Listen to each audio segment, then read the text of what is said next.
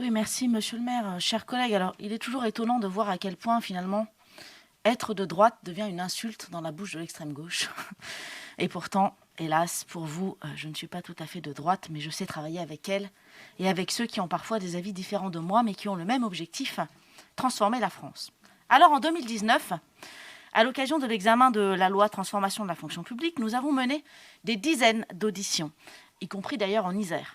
Et le secrétaire d'État, Olivier Dussopt, a mené des centaines d'étapes de concertation et de négociation. Sur le 1607 heures, l'accord des employeurs publics a été unanime et sans réserve. L'Association des maires de France, l'Association des régions de France, l'Association des départements de France, l'Association des petites villes de France et France urbaine, dont la ville de Grenoble est membre et dont vous êtes, monsieur le maire, le représentant en son sein. Les rapports des cours régionales des comptes et de la Cour des comptes sont constants depuis 20 ans. Les fonctionnaires doivent eux aussi travailler 35 heures par semaine. Quel scoop!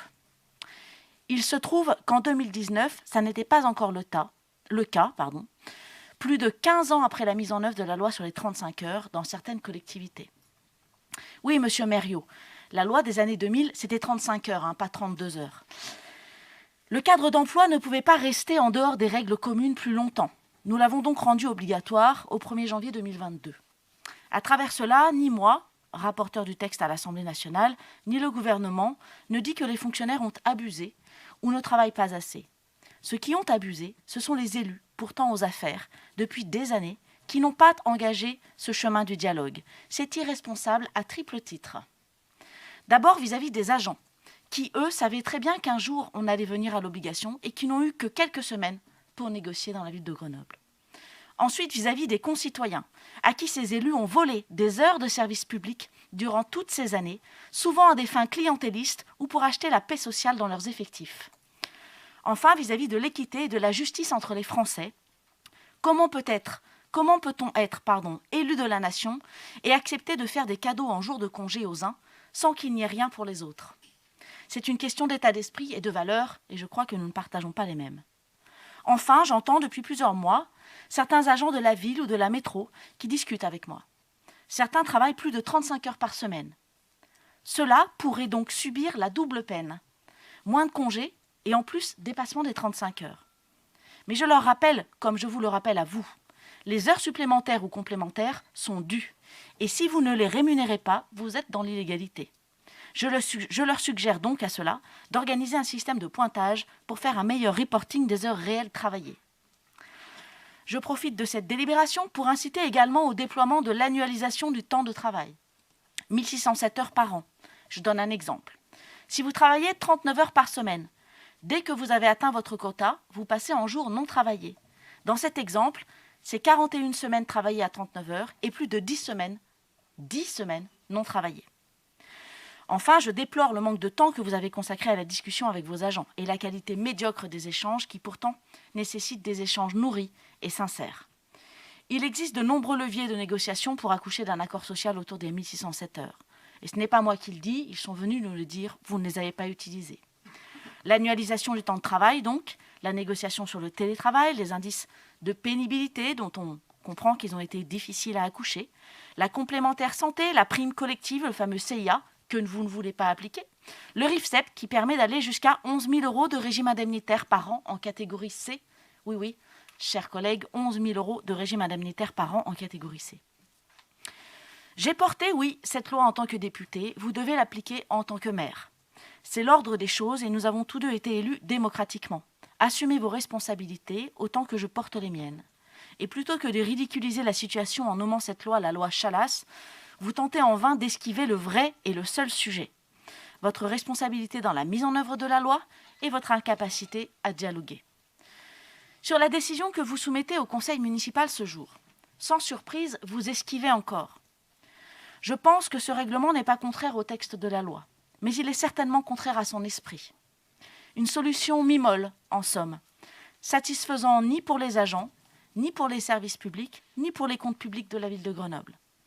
Ajouter 7 minutes par jour à chaque agent, en comptant désormais le temps d'habillage et de déshabillage, c'est un peu se foutre de nous quand même. Des Grenoblois aussi, qui financent cette nouvelle organisation du temps de travail. Ainsi donc, le service public ne bénéficiera pas de journées supplémentaires de travail. Ainsi donc, le budget de la ville ne fera pas l'objet d'une économie sur la redistribution des missions de service public grâce à la réorganisation du temps de travail. J'ai envie de dire, tout ça pour ça, cet accord est tragique. Tragique pour le service public, pour les finances de la ville, mais aussi et surtout tragique pour les agents. Et chers collègues, je souhaiterais m'adresser à vous, moi qui suis aussi fonctionnaire territorial. Comment pensez-vous que les Grenoblois vont percevoir cet accord de 7 minutes par jour supplémentaires? Comment pensez-vous qu'ils vont vivre la multiplication des jours de grève? À travers cet accord, vous vous tirez une balle dans le pied, chers collègues. Vous alimentez la bête immonde du fonctionnaire bashing. Vos élus, rassurez-vous, s'en sortiront bien, eux, car ils auront fait le job. Et ils le revendiqueront. Voilà l'addition que vous avez gagnée. Vous serez les grévistes qui entourloupent l'esprit de la loi et qui ont négocié 7 minutes supplémentaires par jour, tandis que vos élus seront les chevaliers blancs qui ont trouvé un accord. Je trouve cela consternant et triste pour l'engagement dont vous faites preuve au quotidien, car le service public, c'est vous, la proximité, c'est vous. Et je me bats depuis des années pour la reconnaissance de notre statut, pour lutter contre la précarité dont certains élus usent et abusent. Je me bats contre ceux qui affirment que nous sommes inutiles, trop nombreux et fainéants. Des années pour faire entendre que la baisse du nombre de fonctionnaires n'est pas une bonne approche et que la territoriale a bien des choses à apprendre à des services d'État autocentrés et incapables de réaliser ce que vous faites, vous, au quotidien. Et voilà le genre d'accord que vous entérinez? Vous avez une bien piètre image de vous-même. Moi, je suis fière de la territoriale, de notre capacité à faire, à innover, à rendre service tous les jours. Vous méritez bien mieux que cet accord déplorable et cette image aussi persistante qu'un vieux chewing-gum sous la chaussure. Je suis triste pour vous aujourd'hui. Notre groupe s'abstiendra bien sûr sur cet accord qui est un non-sens à tout point de vue. Merci.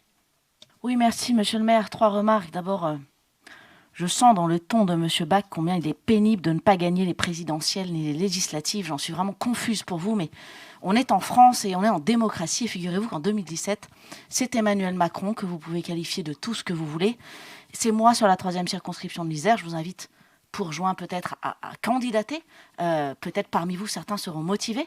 N'hésitez pas pour porter des projets de loi auxquels vous donnez plus de gages qu'à celles que nous votons. Et pourtant, nous sommes encore en démocratie.